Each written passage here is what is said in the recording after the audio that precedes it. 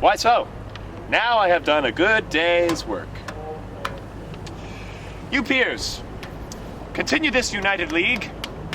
I every day expect an embassage from my Redeemer to redeem me hence. And more in peace my soul shall part to heaven, since I have made my friends at peace on earth.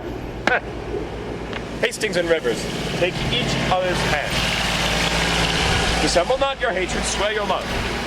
By heaven, my soul is purged from grudging hate. With my hand, I seal my true heart's love.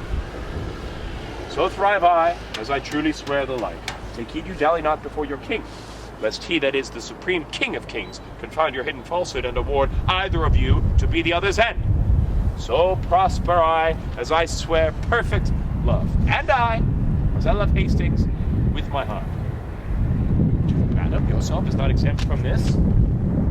Nor you, son Dorset, Buckingham, nor you. You have been factious one against the other. Wife, love Lord Hastings. Let him kiss your hand. And what you do it unfeignedly. There, Hastings, I will never more remember our former hatred.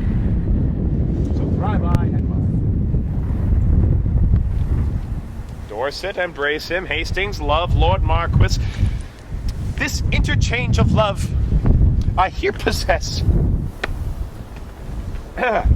upon my part, shall be inviolable. And so swear I. Now, princely Buckingham, seal thou this league with thy embracements to my wife's allies, and make me happy in your unity. Whenever Buckingham doth turn his hate upon your grace, but with all duteous love doth cherish you and yours, God punish me with hate in those where I most expect love. When I have most need to employ a friend, and most assured that he is a friend, deep, hollow, treacherous, and full of guile be he unto me, as do I beg of God, when I am cold in love to you or yours.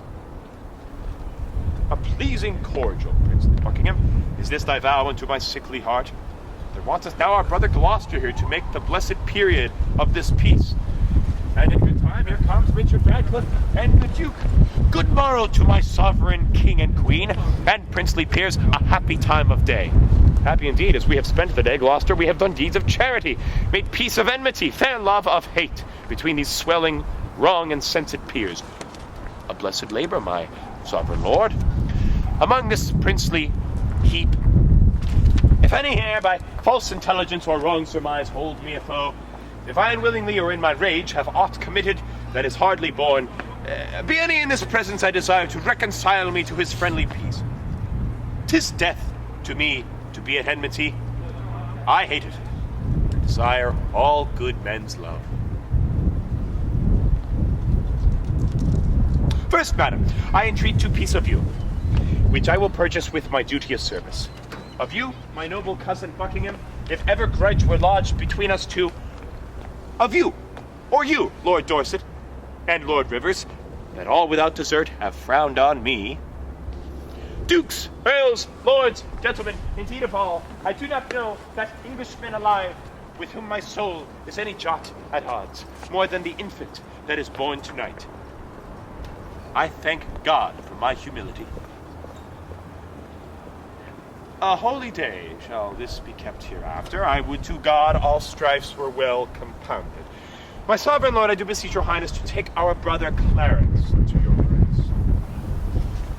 Why, madam, have I offered love for this? To be so flouted in his royal presence? Who knows not that the gentle duke is dead? You do him injury to scorn his course. Who knows he is dead? Who knows he is? All-seeing heaven, what a world is this? Look I so pale, Lord Dorset? Lord Dorset has the rest. I, my good lord, and no man in his presence, but his red colour hath forsook his cheeks. Is Clarence dead? The order was reversed. But he, poor man, by your first order died, and that a winged Mercury did bear. Some tardy cripple bore the countermand, that came too lag to see him buried. God grant that some, less noble and less loyal, nearer in bloody thoughts and not in blood, deserve not worse than wretched Clarence did, and yet go current from suspicion.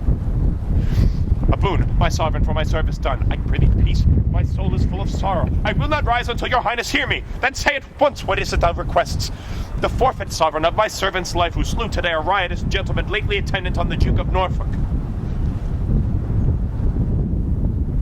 Had I a tongue, to do my brother's death. And shall that tongue give pardon to a slave? My brother killed no man, his fault was thought. And yet his punishment was bitter death. Who sued to me for him? Who, in my wrath, kneeled at my feet and bid me be advised? Who spoke of brotherhood? Who spoke of love? Who told me how the poor soul did forsake the mighty Warwick and did fight for me? Who told me in the field at Tewkesbury when Oxford had me down, he rescued me and said, "Dear brother, live and be a king"?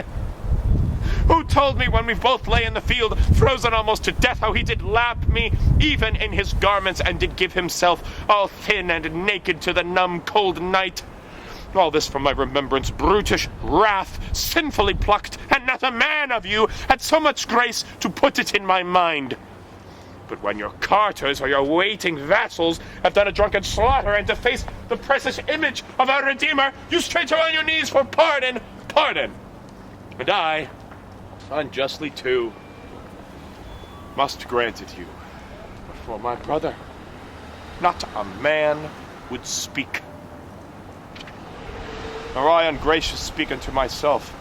For him, poor soul, the proudest of you all, have been beholding to him in his life. Yet none of you would once beg for his life. O God, I fear thy justice will take hold on me and you, and mine and yours. For this, come, Hastings, help me to my closet. Ah, poor Clarence. This is the fruits of rashness.